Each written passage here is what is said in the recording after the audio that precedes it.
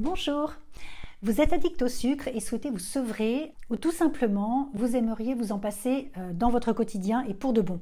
Je vous offre aujourd'hui la liste des 11 catégories d'aliments avec des sucres cachés et surtout mes 10 commandements pour y arriver. Cette vidéo est le deuxième volet d'une trilogie, alors je vous invite à regarder la première, c'est juste ici. A tout de suite.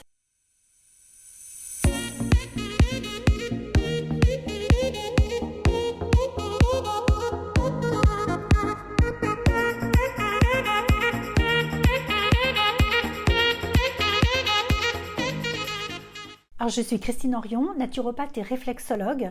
Je consulte en cabinet à Saint-Brieuc en Bretagne. J'interviens au sein des entreprises dans le cadre de Journées Bien-être et je suis conférencière. Cette série de vidéos sur le sucre, tout simplement pour répondre à des questions que j'ai très souvent en consultation. Alors pour suivre cette série et être averti, abonnez-vous gratuitement à ma chaîne et cliquez sur la petite cloche. Alors pourquoi arrêter le sucre ? Vous êtes peut-être en train de vous dire, finalement, moi je mange pas tant de sucre que ça, j'en mets pas dans mon café ni dans mon thé, je mange des gâteaux vraiment occasionnellement, des glaces que l'été, puis de toute façon, je suis vraiment attirée que par le salé. Sauf que le sucre est vraiment partout dans notre alimentation, parfois dans des produits qu'on ne soupçonne même pas. Chaque jour, on consomme à peu près 100 grammes, enfin en moyenne 100 grammes de sucre, alors que l'OMS, l'Organisation mondiale de la santé, recommande de ne pas passer 50 grammes. Le problème, c'est que la plupart du temps, on n'a même pas conscience d'en manger. Il faut savoir que 70% du sucre absorbé par jour et par personne se fait sans même qu'on le sache. Alors je vous donne 11 types d'aliments qui ont des sucres cachés. Par exemple déjà on va avoir toutes les sauces, les ketchup, les sauces barbecue, les sauces samouraï, enfin tous les condiments, les vinaigrettes préparées. En fait il y a beaucoup de sucre pour contrer l'acidité naturelle de ces produits et aussi pour une meilleure conservation. Les légumes et les fruits en conserve, type haricots, les tomates, les petits pois, etc. Ça sert à prolonger la date de consommation, mais aussi, ça marche aussi pour la texture et surtout le goût. Les fruits contiennent déjà du fructose naturellement et on les baigne dans un sirop de sucre pour vraiment les conserver.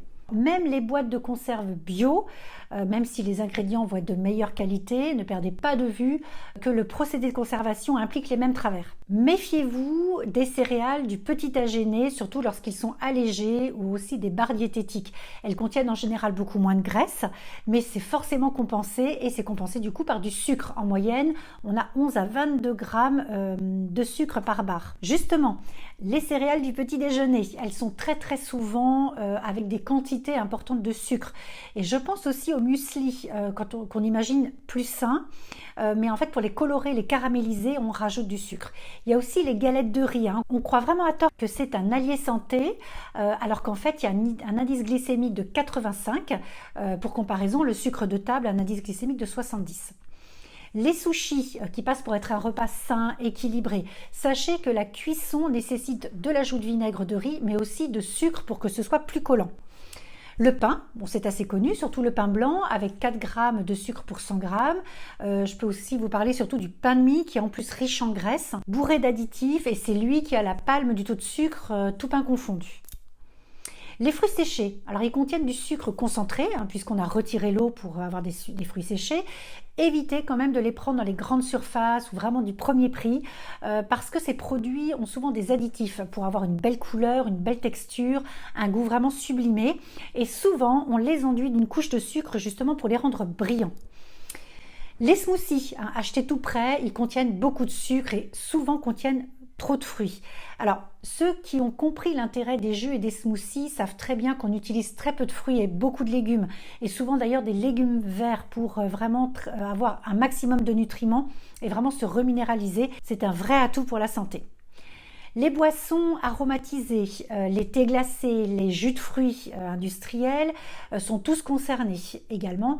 Faites-les maison, c'est simple, c'est tellement plus sain et surtout ça vous coûtera beaucoup moins cher. Tous les produits préparés, même ceux qu'on vous vend comme sains, je pense par exemple aux carottes râpées, contiennent quand même 2 grammes de sucre par portion. Les soupes en briques, qu'on vous vante avec plein de légumes, même bio, etc., sont de toute façon trop salés, mais aussi trop sucrés. Comptez pour un grand bol de soupe, 4 morceaux de sucre. Les plats préparés, pour exemple, je pense aux lasagnes. Moi, c'est un de mes plats préférés. Les lasagnes, une portion, c'est 10 grammes de sucre. Le dernier point, ça va être la charcuterie. On utilise le sucre pour la saumure du jambon parce que c'est un exhausteur de goût, mais aussi parce qu'il améliore l'aspect, la texture et toujours la durée de conservation. Alors, quels sont mes 10 commandements pour manger moins de sucre? Déjà, videz vos placards. Listez dans les 11 types d'aliments qu'on vient de citer ce que vous pouvez supprimer de manière très facile et rapide. Listez ce que vous pourrez supprimer à terme et listez aussi ceux que vous aurez du mal à supprimer et essayez de comprendre pourquoi. Achetez des produits contenant moins de 7 ingrédients sur les étiquettes. Au-delà, on les considère comme des produits ultra transformés. Ils contiennent souvent du sirop de glucose, du sirop de fructose, de la dextrine, des amidons. Tout ça, ce sont les pires sucres qui soient. Pour généraliser, surveillez tous les noms qui finissent par OSE, O-S-E. Préférez tout simplement des aliments simples et entiers, des fruits à croquer, des légumes bien sûr, mais aussi des légumineuses, des céréales complètes qui contiennent des sucres naturels qui se digèrent facilement par notre organisme et surtout qui vont avoir 3 avantages majeurs. Alors le premier, ça va être une bonne gestion de la glycémie. Le deuxième, ça va être qu'ils permettent également une bonne assimilation des nutriments. Et tout simplement, ils sont bourrés de fibres et ils évitent du coup les hypoglycémies réactionnelles qui favorisent un bon équilibre de votre microbiote et donc un côlon sain et donc une bonne immunité. Vous avez vraiment tout à y gagner. L'alcool représente un taux important de sucre, alors surtout les alcools forts. Moi, je vous conseille vraiment de les limiter au maximum, voire carrément de les supprimer si c'est possible pour vous. Faites par vous-même vos desserts, bien sûr, comme ça vous maîtriserez les ingrédients et surtout vous pourrez utiliser des sucrants de votre choix sans en abuser. Alors on parle de dessert parce que c'est là qu'on trouve le plus souvent de sucre de manière évidente, mais ça marche aussi bien sûr pour tous les plats en général. D'ailleurs, quand vous faites des plats, quand vous préparez des plats maison, pensez à doubler les quantités. Comme ça vous permet d'avoir toujours une part ou deux au congélateur et d'avoir une solution de secours pour les jours où vous n'avez pas le temps ou pas envie de cuisiner. Ça vous évitera de sauter sur des mauvais aliments. Pour vous passer de sucre, préférez un petit déjeuner salé. Ça, c'est très important.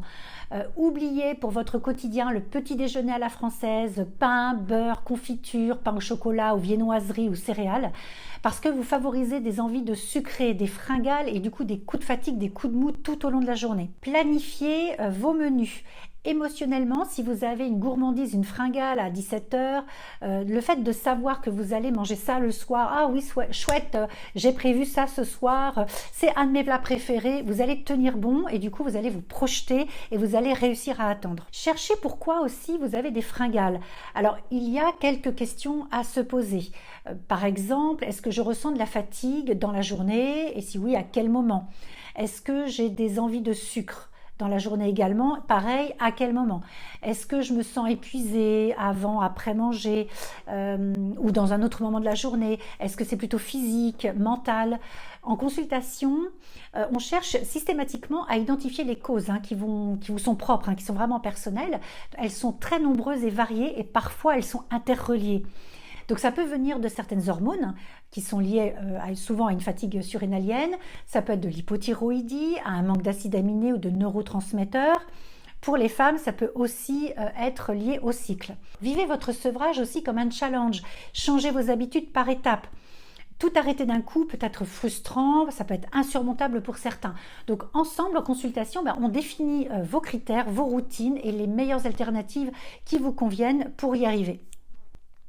Et puis surtout, parlez-en autour de vous pour éviter d'avoir la collègue qui vous propose des viennoiseries à 10h ou tout simplement parce que c'est un anniversaire, elle amène des gourmandises, une belle maman qui insiste pour que vous repreniez du dessert. Prévenez-les de votre démarche santé. L'entourage, heureusement, est très souvent bienveillant et il vous aidera à passer des caps. Alors ne parlez pas forcément de régime ou de rééquilibrage alimentaire. Dites simplement que vous souhaitez manger plus sainement, vous pensez à votre santé et ça permet aussi de faire comprendre que vous êtes dans une démarche définitive et en tout cas sur du long terme. En plus, pensez bien que ça va engager des échanges et pourquoi pas partager des prises de conscience. Et puis surtout, eh bien, j'ai envie de dire, faites-vous plaisir. Mangez sain, ça va devenir très vite bénéfique et vous allez découvrir de nouvelles saveurs, de nouveaux aliments. Soyez curieux, hein, il y a plein de nouveaux sites aujourd'hui qui proposent des recettes faciles et gourmandes et notamment avec des sucrants naturels. Alors, mes astuces naturaux. Déjà, pour les fruits séchés, je vous conseille de les acheter en magasin bio pour les raisons qu'on a vues tout à l'heure et encore mieux, de les faire vous-même. D'acheter un déshydrateur ou d'utiliser si vous en avez un. Vous achetez donc des fruits en quantité, vous les déshydratez, vous en avez toujours à disposition et là c'est top qualité. Pour dissoudre les sucres naturels des fruits séchés, vous pouvez aussi les laisser tremper quelques heures avant de les consommer dans vos recettes. Remettez-vous aussi à une activité physique, la marche par exemple, hein, c'est simple à mettre en place, ça ne coûte rien et votre corps vous remerciera vraiment. Ça influence vraiment positivement sur les fringales sucrées. Vous pouvez aussi privilégier tous les aliments à indice glycémique bas. Demandez-moi en commentaire, hein, je vous enverrai la liste. Si vous êtes gourmand de sucré, ne laissez pas à portée de vue des gourmandises, rangez-les. Pour vous encourager, je vous donne les 4 bienfaits majeurs du sevrage que vous aurez à terme et rapidement. Ça va être déjà une belle peau lumineuse, éclatante, une bien meilleure humeur et ça dès le matin, un regain d'énergie et évidemment une perte de poids assurée. Pour compléter ces infos, eh bien, je vous invite à télécharger gratuitement mon e-book Les 6 clés essentielles pour vaincre les troubles digestifs, où vous trouverez d'ailleurs toutes les bases d'une bonne hygiène de vie et tous les liens sont sous la vidéo. Alors posez-moi toutes vos questions en commentaire, j'y répondrai avec grand plaisir. Abonnez-vous à ma chaîne si ce n'est pas déjà fait et je vous dis à très vite sur ma chaîne Nature Essentielle.